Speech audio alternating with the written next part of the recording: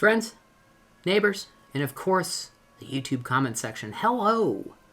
Sorry for the weird camera angle. I have my camera stacked on a power box on top of a coffee cup, so I can do a Shop Talk episode while I'm building some stuff. So I don't know where any of my tripod stuff is, and to be honest with you, I'm just being lazy. So this is a step above me just doing it with my phone. Last couple of videos have been with my phone. I'm sorry. It kind of sucks, but you know what they say. The best camera in the world is the camera that you have on you at that time. So anyway, today's episode of Shop Talk. I'm doing 2 in a row. I just recorded one. About the funniest things or the strangest things as production people that you've ever brought on a plane. Thought that was a very interesting. That was a very interesting prompt. I just went through some things off the top of my head. I just got back from a trip down to Orlando. We were working on a project for a couple of days, and this is my second trip to. I went to Fort Lauderdale at the earlier in the month, and then Orlando yesterday for a couple of days working on a project. So that's 2 trips to Florida in the month of March, in the middle of prime spring break season, which I cannot recommend to anyone. That was terrible. But the cool things that did happen during that particular time was because there's so many people going to Orlando, I got a wide-body jet from Atlanta to Orlando. So I had a 767, which I've only flown on domestically a couple of times. And they were mostly transcontinental flights. So, you know, I had a 767 to JFK to Seattle. I think I had a 767 actually going to LAX too a couple of times. Oh, and then once to San Francisco. So, you know, the long haul transcontinental routes, you know, New York, you know, coast to coast, but never for a short flight like that. You know, Atlanta to Orlando is only an hour flight, so it's pretty wild to have an international wide body jet on that leg. Which it's funny because I don't know if you guys know this or not, but you know, it probably doesn't surprise any of you. I'm a huge geek about planes. I think commercial aviation is super interesting. I am so nerdy about that sort of thing is when we travel, I will look up the N number on every plane on airfleets.com. Or is it airfleets.net? It's airfleets something. And figure out the history and if there was a safety issue or anything like that, which Gina mocks me for religiously. And then anybody I travel with, they're like, what are you doing? I'm like, just don't worry about it. So I am a Delta loyalist as far as airlines, and I'm kind of a super huge nerd about credit cards and just the general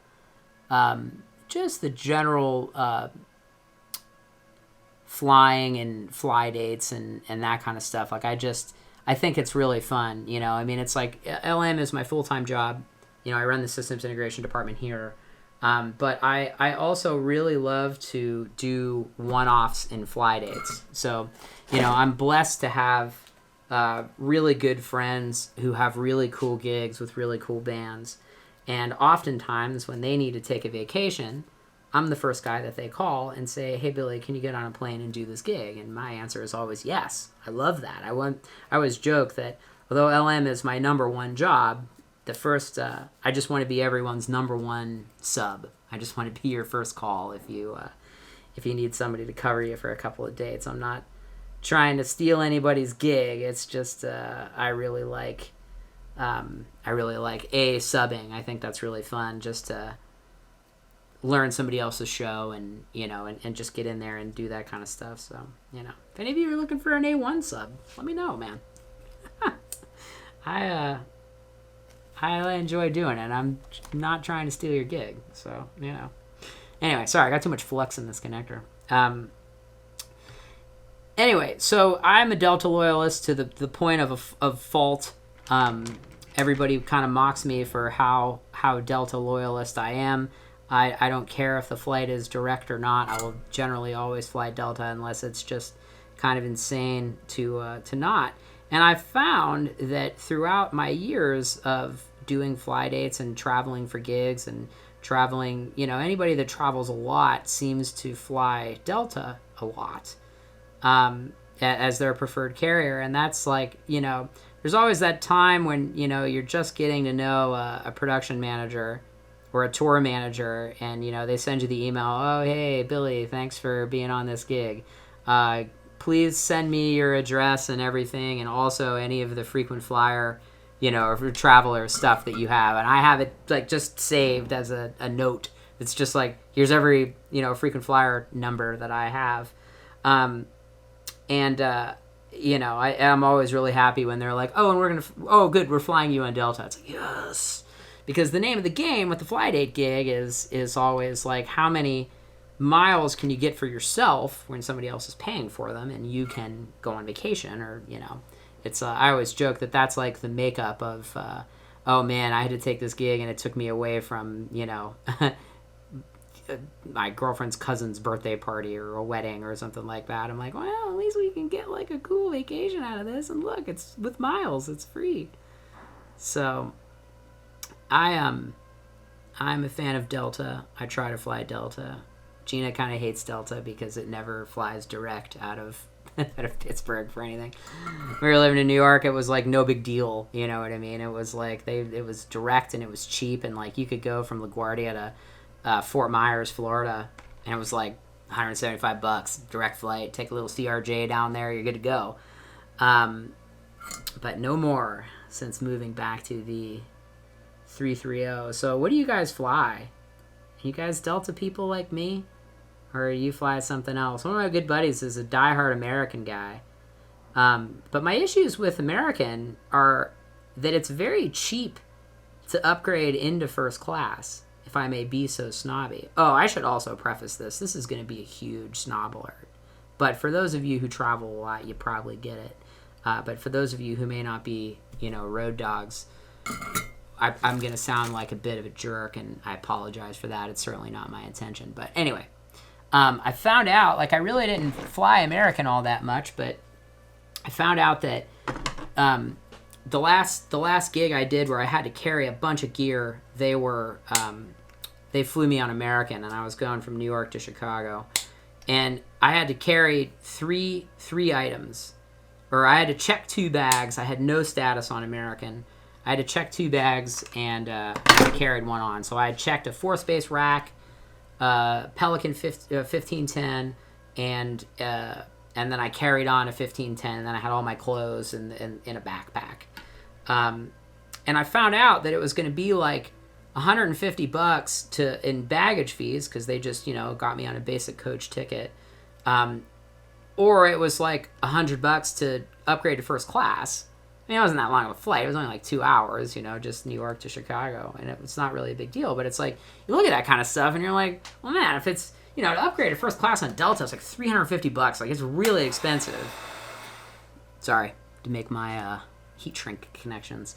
You know, to upgrade to first class on Delta, if you pay for it, it's really expensive. So it very much is prohibitive to get there. And the thing I like about Delta a lot is if you have medallion status on there, they treat you very well. So they do what they can, and it's like, I kind of assume that most people that are sitting in comfort are probably medallion members that, you know, that just got upgraded. And one of the cool things about that is, if you're a platinum medallion member, you get upgraded into comfort like pretty much immediately. And I've never made diamond, and obviously never 360, but I've been a platinum medallion member for a couple years. And actually this year, I didn't fly that much last year, so I'm a measly gold this year, which is which is kind of a bummer. I mean, again, snob alert. The platinum, they start to really treat you pretty good when you're a platinum status. And a couple of the crews that I've flown with, they had the lowest member was platinum, with some people being diamond, with most being diamond, and others being Delta 360, which was like, whoa, you guys fly a lot. So, so with American, they upgrade you, and you can pay, and it's not that expensive to get you into first class, which if you're a non-American flyer like me, you know, and you need to have the economies of first class, being it that you're either going to pay the bag fee and sit in the back, or you get first class and you get to sit up front and your bags are comped. and then you get the benefits of first class, you get priority bags and, all that other kind of stuff.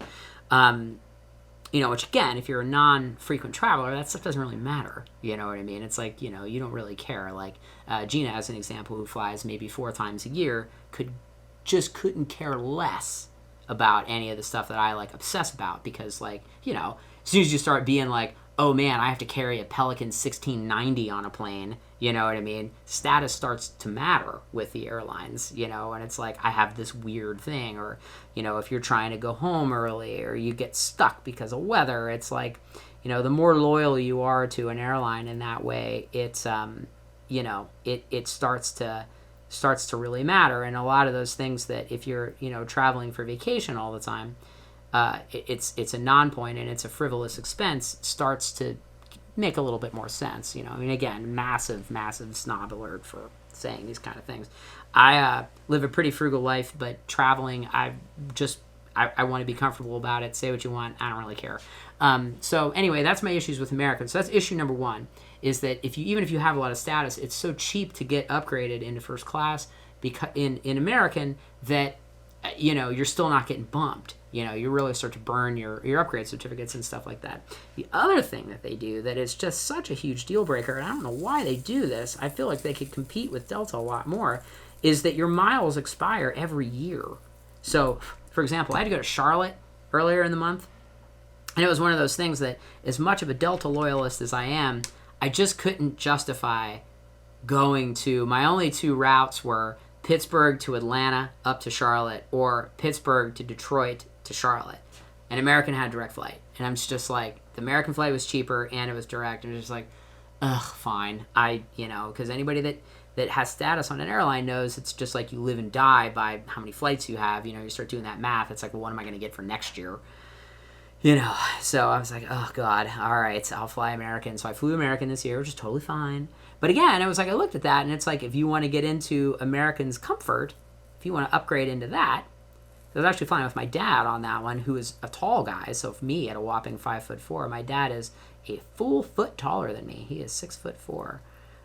So I always try to get him in something comfortable, because for me, it doesn't really matter. I'm a little guy, so it's like, I fit easily into overhead storage bins. But for somebody who's like a normal-sized human being, or in his case, kind of tall, I try to get him up front. And it's like, to upgrade into their comfort, it's like $25. It's like, well, from an average consumer, that's totally fine. It's like, yeah, I'm into that.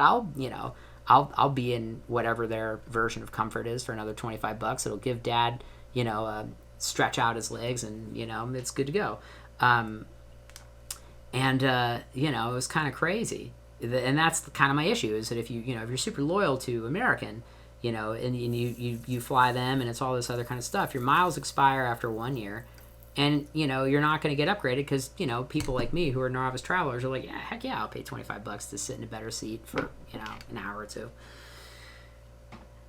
Don't do that. Why are you doing that, man? It's like, so Delta keeps it a pretty walled garden, to upgrade, which is, again, if they really kind of, they really take care of their loyal customers like that, which I like. So, again, that's just my own personal opinion. Again, one of my other buddies that flies a lot, it's diehard American. He hates anything else. He only wants to fly on American. I only want to fly on Delta. It's like, It is funny, though. I don't feel like anybody, except people that maybe live in New Jersey, or care about United. I feel like United is like, again, I've never had a bad experience on United the few times I've ever flown them, but, a lot of people have some very unkind things. The only, and it's funny, speaking of United, the only thing that I can think about that is, I remember some guy wrote a song like 10 years ago called United Breaks Guitars.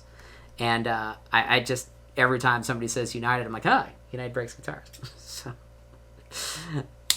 again, it's like, what level of crazy are you, Billy? Pretty high, pretty high. So, anyway, I don't know. I don't know anybody that really flies United, but I do feel like most of the touring Flight 8 guys, humans, are diehard Delta people. I don't think I explained this in the video also. I'm building we keep these boxes. I build little, what I like to call problem solver boxes that I can just keep in stock because, metalworking takes a long time. So this is what's called the DSK SM box. SM standing for surface mount, DSK standing for desk, meaning it's supposed to work in a desk or rack kind of situation. So the surface mount version of this box has this cool flanged back piece like this. And then it has this that has a standard Decora punch. Now, I like to use standard Decora things because you can do a lot of things. So you can put a variety of power outlets. You can put a switch there. So I have to put it like a light or something in a case that allows me to do that. The other thing is if you get desperate for I/O, a lot of things come in a keystone flavor. So if you need to put, say, USBs or HDMIs or RJs in a desktop work surface, you can put up to a 6-plex of whatever connector you want in a keystone. And AAA actually makes some cool like right angle keystone USBs, just if you're curious, some nerd stuff. So this one, I was down in Orlando yesterday working on an install project with a client, and he's like, man, it would really be a huge help if you can help me deal with these AC to DC adapters for Blackmagic video converters for SDI to HDMI boxes. And I was like, oh man, I can make you a little box for that. And here's what I came up with. So it's a little 4-plex USB, which we keep in stock here at Airline. I'm just putting this in this box. So there's going to be so the whole case I did with True Ones, but unfortunately the True One output is larger than the 15/16 inch D punch. It's like 1 1/8 or 1 1/16. I have a punch for it for stuff that we don't CNC cut that I just have to mod, but it's just not going to fit nicely in this box. So unfortunately, it has to be a True One inlet with a PowerCon output, because that's what will fit in the pre-punch bowl hole in the box. So, I would suggest following LM Cases Instagram. I post all this stuff when it's done. If you're sorry to tease you, I don't know if I'm gonna get this finished by the time I'm done ranting, but if you want to check that out, it's just LM Cases. It's LM_cases. Or if you feel so inclined to watch me post a lot of videos about my cat, you can follow me at BillyLaGuardia.wave. I know, so clever with the wave. I wanted to be MP3 ... No, it's 320K. No big deal. It's still high res, but I don't think anybody would get that joke. Anyway, so back to planes. Huge geek about planes. I like Delta. Some of you may like other carriers. So I don't know. Let me know. What do you guys think? So it's the game that I like to play, the credit card game and the miles game, and it is just like endlessly entertaining to me for that kind of stuff. And I just feel like if you sort of maybe fly a lot, like I always am like chomping at the bit for someone to be like, hey, I got this gig and I'm gonna have to fly a lot, or we're trying to go to Europe. What's the best way to do that? Like I just have like maybe I have these like weird like travel agent-y kind of vibes where I'm like, okay, here's how you do it. You gotta get this card, you gotta fly on this day, and this is where you go, and if you look here, this is how you find cheap flights, and it's always just interesting. Hang on, I gotta shrink this down. So anyway, Delta in 2024 is kind of weird. They changed a lot of stuff it changed a lot of stuff around. It's not necessarily it's all based on medallion qualifying dollars now, which is kind of weird. So I did unfortunately upgrade to the Amex reserve card, which for years I kind of didn't really understand. Like, it's really expensive, but it just, kind of just really the only thing that it gives you is it upgrades you. It gets you higher on the upgrade list. It gets you higher on the upgrade list. It gives you, it gets you into more lounges. Like, you can get in the Amex Centurion lounges if you don't have an Amex Platinum card. And it gets you Sky Club, which is a huge bonus. I mean, again, I apologize. This is like super bougie, snobby kind of crap with this one. I fully admit that I sound like a dickhead, but we're traveling production people, right? It's how can you get the most free stuff that you can, and how do you find one thing or two things in a grueling day of travel that make it better? The lounges are a game changer. If you're not hip with those, basically it's a separate kind of area where you can go in your terminal or by your gate, that you basically get a free lunch, free drinks, Wi-Fi. Like, they have showers in some. Like, I've definitely, like, I've showered in a bunch of lounges, and sometimes that's really good. Like, you know, for me being a tech, sometimes you fly in, do a show or do a repair or something like that, and then you fly out that same day. I try to do that with LM. Like, if there's a tech thing that I have to go fix or do something like that, I try to take a red-eye flight in and a red-eye flight out. And it's like, you know, when you start to look at that kind of stuff, that's when, you know, the loyalty and the upgrades and all that kind of stuff start to make a lot of sense. You know what I mean? If I can, like, I've done West Coast to East Coast as a day trip more times than I can count. You know what I mean? Fly into LA. You know, if you, like, I would get a 6 a.m. flight out of JFK. That puts you in LAX at like 10 in the morning. You know, you can get to wherever you're going by 11 or 12, work from 11 or 12 until 6 o'clock at night, drive back to the airport, get on a plane, go back. You know what I mean? I did that a bunch of times, you know, with just different clients and stuff on the other side of the country. And it's like, well, then the upgrades start to matter, because then you can actually sleep. Or for those kind of things where you've worked in a shop all day and you smell awful, you can take a shower at the airport. Like, that's a big deal. Like, my favorite showers are the Delta Sky Club in Seattle. The SeaTac Lounge at Seattle. It was really great. I've showered in there a bunch of times.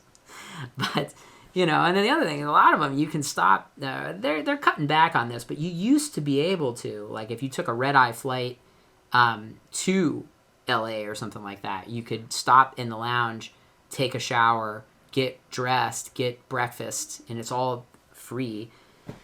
You know, so Delta's just kind of cracking down on it, because in the last couple of years, lounges have been crazy. They've been super, super crowded. Like, you know, I've even flying down to, we had that Charlotte trip, and then I was in Florida. We did the Florida, I was in Florida earlier in the month, so that's, you know, it's now my third flight of the month, which is, you know, the lounges were packed, and they did everything. So everybody's getting crazy and traveling and all that kind of stuff. So anyway, sorry, this was my rant, my super, super snobby dickhead rant about lounges and credit cards and all that kind of stuff. So anyway, the point of this whole one, if you're still watching, the three of you that maybe still watch this to the end, I'm always looking for pointers on traveling. If you can give me anything that's like, hey man, on Delta, did you know about this? Or if you have to fly American, this is cool. Like, I'm always looking for that kind of stuff. Like, media passes. That was something that somebody told me. Do you know if you have a media ID, even if you're traveling something oversized, as long as you have a media ID of some variety, they'll check your bags for free. So it would be so the biggest Pelican, as an example, the biggest Pelican that you can carry or that you can check is a 1690. 1630 is big. It may go to oversize. 1690 is oversized. And with that, you get the oversized bag fees associated with all that kind of stuff. But if you have a media pass, those fees are waived. So it's like, any of that insider knowledge that you can give me would be lovely.